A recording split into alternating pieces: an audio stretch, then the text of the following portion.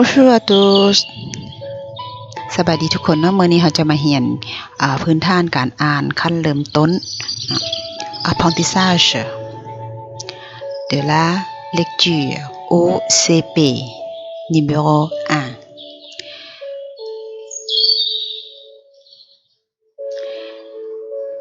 เราจะเรียนเกี่ยวกันกับleçon A สังเกตเบิ่งเนาะ A สังเกตเบิ่งปากของรูปภาพนี้จะเป็นออกก็คือปากออกจะเป็นเสียงแบบนี้แล้วมันจะออกเสียงได้ชัดเจนเวลาได้ยินก็จะเป็นเสียงเนาะฉะนั้น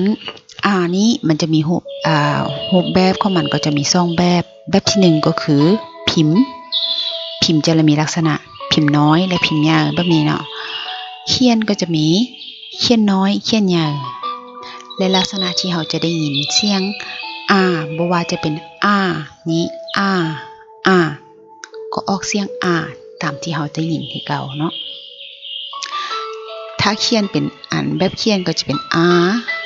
คือกันเนาะถ้าเป็นโม่พวกเนี่ยเป็นคำศัพท์จะเป็นแองชาเป็นลักษณะแบบนี้แองชาฉันทำมาเบิ่งคำศัพท์ที่มันออกเสียงเนาะที่มันจะมีว่าอยู่ในคำศัพท์นี้จะมีเสียงจากคำศัพท์เฮาหมายไว้เนาะคำศัพท์ที่1คำศัพท์ที่2คำศัพท์ที่3ถ้ามีเสียงเฮาหมายไว้ตัวได้ที่มีเสียงตัวอย่างรูปตัวนี้เนาะอยู่ในหัวข้อมันบอกเฮาว่า Dites si tu s'entends นะถ้าเว้าเบิ่งถ้าจะได้ยินเสียงอยู่ในหั่นเนาะจะอ่านเกี่ยวกันกับตัวนี้ตัวที่1ตัวที่2ตัวที่3ตัวที่4ตัวที่5ตัวที่6ตัวที่7และตัวที่8ฉะนั้นถ้าตัวได้สิได้ยินเสียง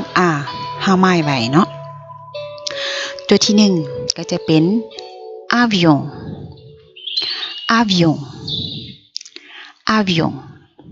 ตัวที่2 robot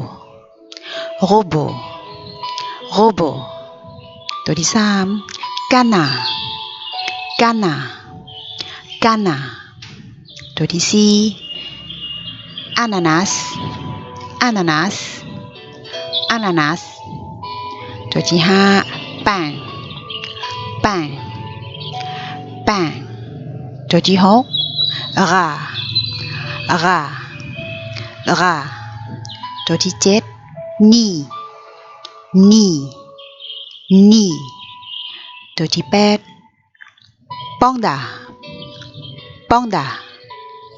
panda อาจารย์จะบ่แปลเนาะพวกล้านเบิ่งตามรูปนี้ว่ามีลักษณะรูปมันเป็นคำศัพท์ที่เฮาอ่านเมื่อกี้เนาะบัดนี้เฮามาเฉลยกันจื้อบ่ว่าเฮาจดได้ตัวได้เดเนาะตัวได้ที่มีเสียงอยู่ในหั่นเนาะ1 2 3 4 5 6 7และ8คำศัพท์ได้ที่มีเสียงบัดนี้เฮาอาจารย์จะเฉลยเบิ่งถูกต้องหรือบ่เบิ่งนำกันเนาะมีอยู่ตัวที่บ่มีเสียงก็คือ robot pain nid นะจะมีอยู่3คำตัวนี้คือ robot pain nid เนาะและตัวที่ได้ยินเสียงอยู่ในคำศัพท์เนาะจะมี avion นี่ canard ananas rat panda พวกนี้จะเป็นคำศัพท์ที่มีเสียงอยู่ในหั่นเนาะอันนี้ตัวเสียงก็จะมีคำศัพท์ประมาณนี้ให้เบิ่งเนาะแต่ยังมีหลายๆคำศัพท์ที่อยู่ในหนังสือหรือว่าอยู่ในภาษาฝรั่งมีหลายๆอันนี้พอเพียงแต่เป็นยกตัวอย่างให้ฉะนั้นจันจะมาต่อกับเสียงเนาะจะมีลักษณะใดมาเบิ่งเนาะและทรงสังเกตเบิ่งรูปเนาะเมื่อกี้เฮาก็เป็นเสียงแม่นปากแต่เสียงจะเป็นปากในนึงแล้วก็มีปากมันจะออกลักษณะยิ้มเนาะยิ้มออกคือฝากเบิ่งขวาและเบิ่งซ้ายยิ้มออกเท่ากันเป็นเนาะเอาปากกว้างๆออกเป็นแบบนี้นะเสียงมันจะออกเป็นเสียงแต่ว่าเนี่ยเสียงนี้จะมี2ตัวที่ออกเสียงคือกันตัวอย่างว่าตัวนี้พิมพ์น้อยก็จะเป็นเขียนแบบนี้เนาะพิ พ์ใหญ่ก็จะเป็นลักษณะแบบนี้และก็จะเป็นอีกเล็กก็เช่นเดียวกันเนาะอีกเล็กก็เสียงออกเสียงอีเช่นเดียวกันอีกเล็กก็เขียนเป็นพิมพ์น้อยพิมพ์ใหญ่นะและเขียนนี้เป็นลักษณะได้นี่โฮมห่างการเขียนก็คืออีคือกันอันนี้เป็นอีกเล็กคือกันบัดนี้เฮามาฟังเสียงที่มันเป็นคำศัพท์ที่เป็นโมของมันเนาะคำศัพท์ก็คือ une souris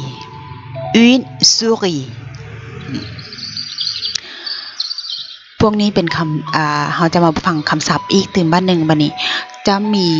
อาจารย์จะมีคำศัพท์คือกันกับคำศัพท์ของตัว R เมื่อกี้นี่แหละเนาะแต่ว่ามันจะเปลี่ยนแปลงไปมีอยู่8คำศัพท์ให้พวกล้านได้ฟังเบิ่งว่าตัวได้ที่มีเสียง e อยู่ในนี้เนาะ8คำศัพท์นี้เบิ่งดู Dites si tu entends i pile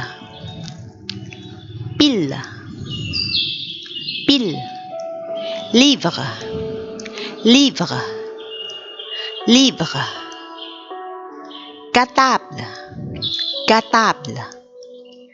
cartable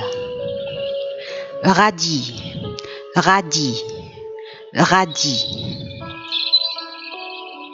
riz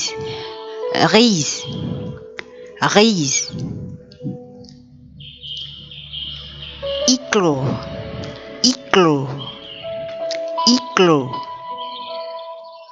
chat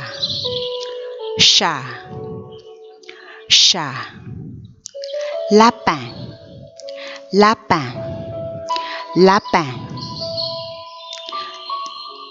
ทั้งหมดนี้เป็นคำศัพท์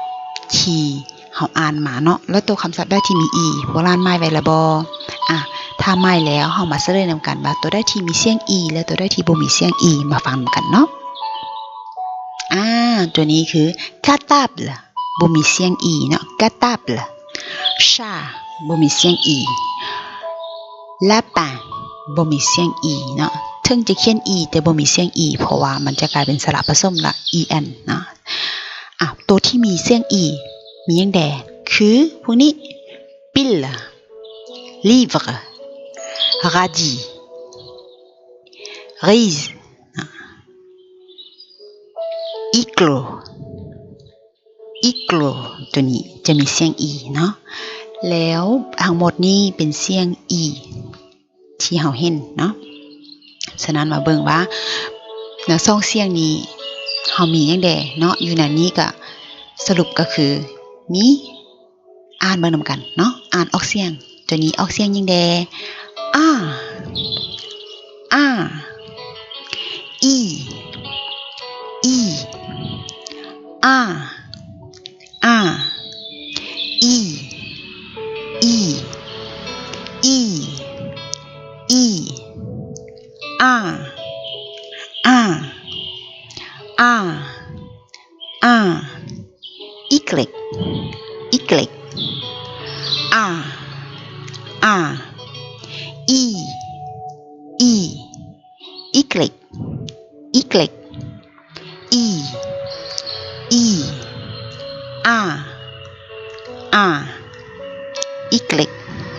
iglooบทเรียนก็มี2เสียงเขาก็จะมีสำเนียงเนาะ à bientôt à tous บ๊ายบายแล้วพบกันใหม่เนาะ